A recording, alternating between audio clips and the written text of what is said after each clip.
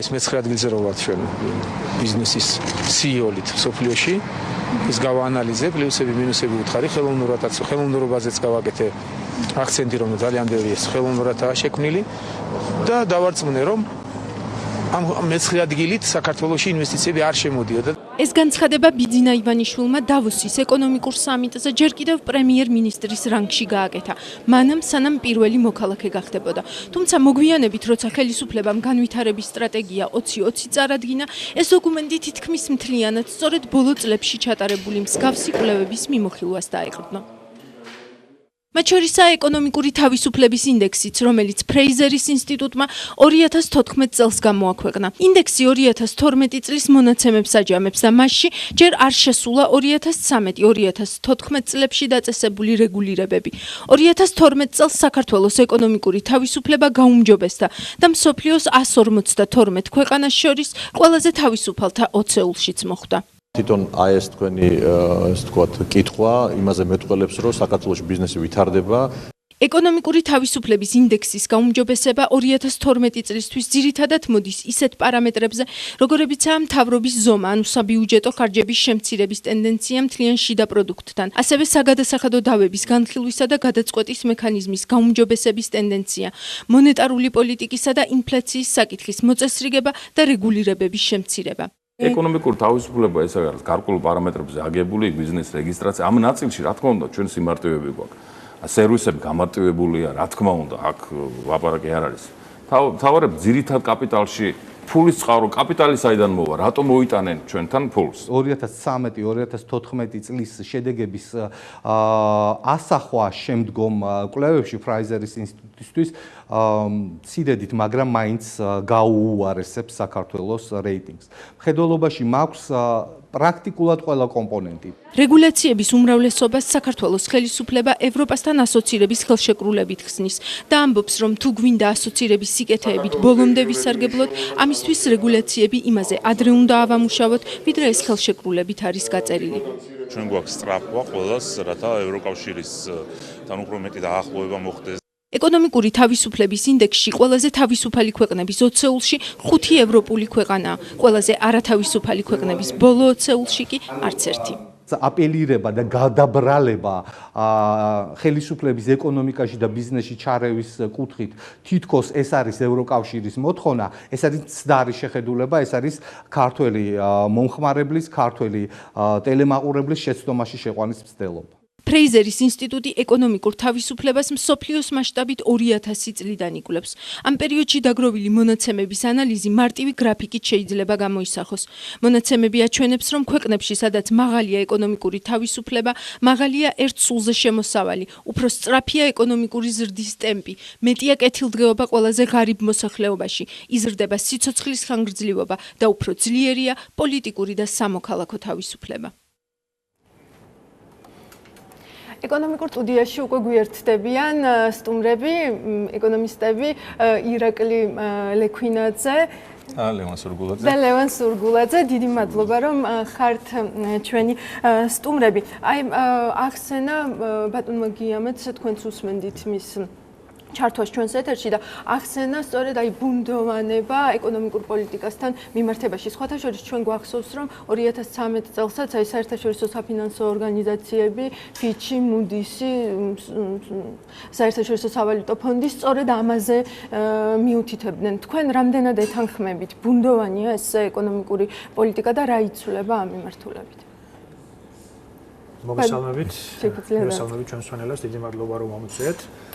ბუნდოვანებას ქმნის ხშირ შემთხვევაში გადაწყვეტილებები, რომელიც მე შეიძლება გზადაგზად დაკორექტირდეს და ამის კარგი მაგალითია საუბრეთ თქვენ მიწების მორატორიუმის საკითხი, როდესაც ჯერ კანონი მიიღეს და მე პარლამენტი გზადაგზა ასწორებდა ამ კანონს და ეს იყო მე ვფიქრობ ერთ-ერთი სუსტი წერტილი, რომელიც იქნა ამ რეგულაციების კუთხით მიღებული და ბუნდოვანების შემტანი ამ სექტორში. ამიტომ მსგავსი გადაწყვეტილებები, რომელიც შეიძლება თავიდან იქნას მიღებული და მე გზადაგზა მოხდეს მისი კორექტირება, სწორედ მსგავსი პროცესი ქმნის ბუნდოვანებას, იგივე შეგვიძლია ვთქვათ, თუნდაც აი დიპლომატიური კორპუსისთვის თუ ვიზებთან დაკავშირებული რეგულაციების შემოტანასთან. თუმცა მე ვფიქრობ 2013 წლისგან განსხვავებით ამ კუთხით უფრო ბევრი მიმართულება გაცხადებულია, 2013 წელს უფრო მეტ ბუნდოვანებას ჰქონდა ადგილი, იმიტომ რომ ბოლო-ბოლო იყო საარჩევნო წელი, იყო განსხვავებული შეხედულებები, ბიზნესი მაინც იყო გარკვეულწილად მოლოდინის რეჟიმში.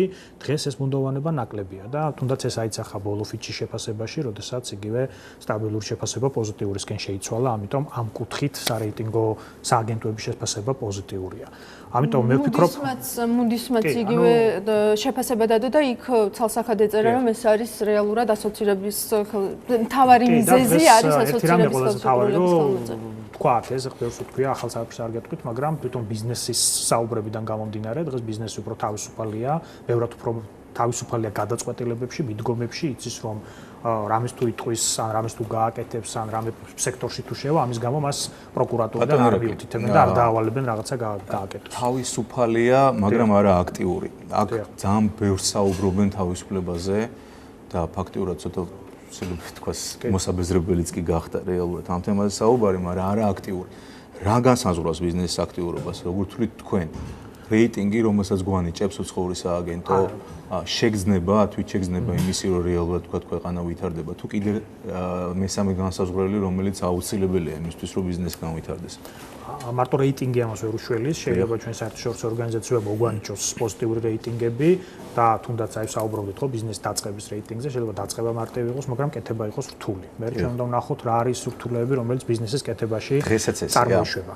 ბიზნეს აქტივობას პირველ რიგში განსაზღვრავს ბიზნესის წარმომადგენლების აქტივობა შექმნან პროექტები და ეძებონ გზები ამ პროექტების განსახორციელებლად. თუ ამ გზებში იქნება სირთულეები, აი იმ სირთულეებზე უნდა ვისაუბროთ ჩვენ. ბატონო ლევან, შეიძლება ჩავთვალოთ, რომ დავუშვათ თუნდაც იგივე ეკონომიკური თავისუფლება, რაც არის ჩვენი საუბრის ძირითადი თემა, ეკონომიკური თავისუფლება შეიძლება იყოს ერთ-ერთი ფაქტორი, რომელიც ხელს უწყობს სწორედ აი ამ ბიზნეს აქტივობის წახალისებას. რა თქმა უნდა, თვითონ სახელიდან გამომდინარე ეკონომიკური თავისუფლება, ალბათ ამას გულისხმობთ. ეს თავისუფალ ბაზარს ნიშნავს, ეს ნიშნავს ეფექტურ ბაზარს, სადაც ურთიერთობები არის სწორად დალაგებული, საბაზრო პრინციპებზე დამყარებული, ფასებიც სწორად დგას, ასე ვთქვათ.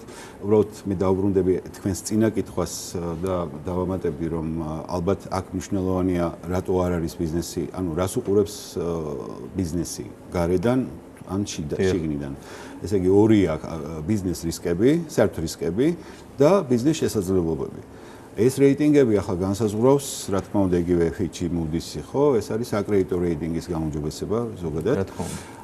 და ვთქვათ, სხვა რეიტინგები არის, ну, იქ ბიზნესის თავისუფლება, ასე ვთქვათ, ბევრი პარამეტრებია. ბიზნეს შესაძლებლობებში თუ გულისხმობთ ხელმისაწვდომობას იგივე ფინანსების, რომელიც ასევე ძალიან რა თქმა უნდა, ბიზნეს შესაძლებლობა, მაგრამ ხელშემწყობი ფაქტორი არის ფინანსები, რა თქმა უნდა, და ამისთვის საჭიროა, რომ ფული იყოს შედარებით იაფი და არსებობდეს ადგილობრივი კაპიტალის ბაზა.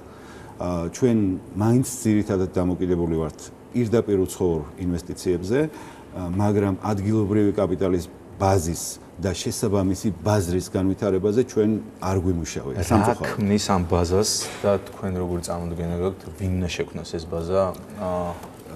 კერძო ინიციატივა, კერძო ეს ვერ იქნება ნამდვილად, გეტყვით მარტივად, უცებ. ანუ არსებობს კაპიტალის მომწოდებელი და კაპიტალის მომხმარებელი. ესენი რაღაცნაირად ერთმანეთს უნდა დაუკავშირდნენ. დღეს საქართველოში ამის დამაკავშირებელი ძირითადად საბანკო სექტორია.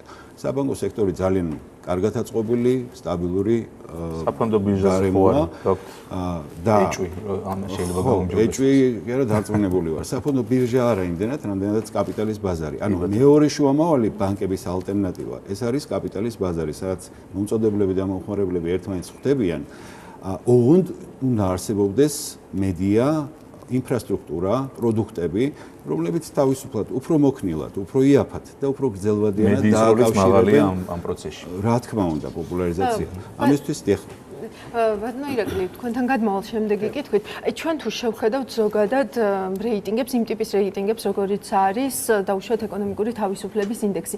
ჩვენ ვნახავთ, რომ იმ რეიტინგებში, სადაც ძირითადი ყურადღება ეთმობა, ესე ვთქვათ, ლიბერალურ ბიზნეს გარემოს, რეგულაციების ნაკლებობას და ასე შემდეგ, საქართველოს აქვს საკმაოდ მაღალი მაჩვენებლები, ესე რომ ვთქვათ, ხომ? მაგრამ მეორეს მხრივ, ანუ იმ ტიპის რეიტინგები, რომლებიც უფრო მეტად ინსტიტუციონალურ განვითარებას რას აქცევენ ყურადღებას, მაგალითად სასამართლოს დამოუკიდებლობას, მაგალითად საკუთრების უფლების დაცულობას და ასე შემდეგ. აქ დაუშვათ შედარებით უფრო დაბალ პოზიციებზე ვართ. თქვენი აზრით, რა განაპირობებს ამას? კი ბატონო, კი პასუხობთ, მანდ ბატონ ლევანის არცს დავასრულებთ, უბრალოდ აბსოლუტურად ვეთანხმები. კაპიტალის ბაზარში დღეს თავარ პრობლემას ვხედავ იმას, რომ ფინანსური განათლება და ადგილობრივი დანაზოგების დაბალი დონე, რომელიც საბოლოო ჯამში არ გარდაიქმნება შემდეგ ინვესტიციებად და ამიტომაც აბსოლუტურად სწორად ძანა ბატონო ლევანი, როცა უცხოურ კაპიტალზე ვართ ძირთადად დამოკიდებული. რაც შეეხება თქვენ შეკითხვას, თქვენ აბსოლუტურად მართალი ბრძანდებით, აი თუნდაც Doing Business-ის რეიტინგი, სადაც მე-9 პოზიციაზე ვიყავით ბიზნესის ტექნიკური პროცედურებით, როდესაც დაწყება მარტივია, მაგრამ იგივე რეიტინგში, როდესაც საუკეთესო პოზიცია გვაქვს, იმავე რეიტინგის ერთ-ერთ ქვეთავში, სადაც არის სამართალი და საკუთრების უფლების დაცვა, პრაქტიკულად ვიყავით ძალიან დაბალ პოზიციებზე. ანუ ეს რას ნიშნავდა ინვესტორისთვის? ბიზნესის დაწყება მართალია, მარტივია, მაგრამ წარქმევაც მარტივია. ხო, ეს ხო ამ რეიტინგის ერთ-ერთი შედეგი და თუნდაც აი მით დავიწყეთ ხო ეკონომიკური თავისუფლების ინდექსით, ეს არის 2012 წლის მონაცემებით, აქაც ზუსტად იგივე პრობლემასთან გვაქვს საქმე, როდესაც რეგულაციები, ვაჭრობის ბარიერები, ტრანზაქციული ბიზნესის ტრანზაქციული ტვირთები არის საკმაოდ კარგ პოზიციებში წარმოდგენილი და ამის შედეგია გაუმჯობესება, მაგრამ თუ ჩავხედავთ იგივე თუნდაც სამართალს და საკუთრების უფლების საკითხს, არის 2012 წლის მონაცემი, ვიყავით ამ რეიტინგშიც ძალიან ამას შეიძლება ჰქონდეს ობიექტური მიზეზიც, ანუ რეალურად რეგულაციების გამარტივება ალბათ შედარებით უფრო ადვილი საქმეა, ვიდრე ინსტიტუციების მშენებლობა, ასე არ არის? არა, მიზეზი იყო ერთი რამ, როდესაც იყო აქ ნახსენები, როდესაც მთავრობა აქტიურად ერეოდა კაპიტალის გადანაწილებაში და ბიზნესმენი, რომელიც არ იყო იმ კონიუნქტურის ნაწილი, მას ბიზნესი პრაქტიკულად ვერ დარჩებოდა, არ დარჩებოდა და ქონების წარქმევის ფაქტები ჩვენ ძალიან ბევრი ვიცით. ის მიხედვითაც გაუმჯობესება შესამჩნევი იყო წლების განმავლობაში. დღეს აი ბიზნესის საუბრებიდან გამომდინარე და საუბრები მე პირადად ხშირად მაქვს, დღეს ბიზნესი არ წუხდება არავისგან და არ არის არასასურველი ვინმესთვის. ქონების წარქმევის ფაქტი 2012 წლიდან დღემდე არ ფიქსირდება. არც იმ პერიოდში ესე აქტიურად ბიზნესი ამ პრობლემატიკაზე არ საუბრობდა, ამიტომ რამდენად შეიძლება რომ მხოლოდ ეს იყოს საზომი. დღეს არის აბსოლუტური თავისუფლება, დღეს ყველა ამბობს იმას, ვისაც რა უნდა. მაშინ იყო ეს ძალიან დახშული რეჟიმი. ძალიან დიდი მადლობა სტუდიაში მობრძანებისთვის და საინტერესო აუცილებლად გავშლით კაპიტალის ბაზრების თემას ჩვენ სტუდიაში და შემდგარ ეცემებში და ძალიან საინტერესოა რა თქმა უნდა. ალტერნატივა უნდა შეიქმნას ფინანსურ ბაზარზე. აუცილებლად ეს საკითხები აუცილებლად მოხდება როგორც ბიზნეს კონტაქტის, ისე ბიზნეს კონტაქტის ანალიტიკის ეთერში. ახლა რეკლამაზე უნდა გავიდეთ, ცოტა ხანში დაგიბრუნდებით.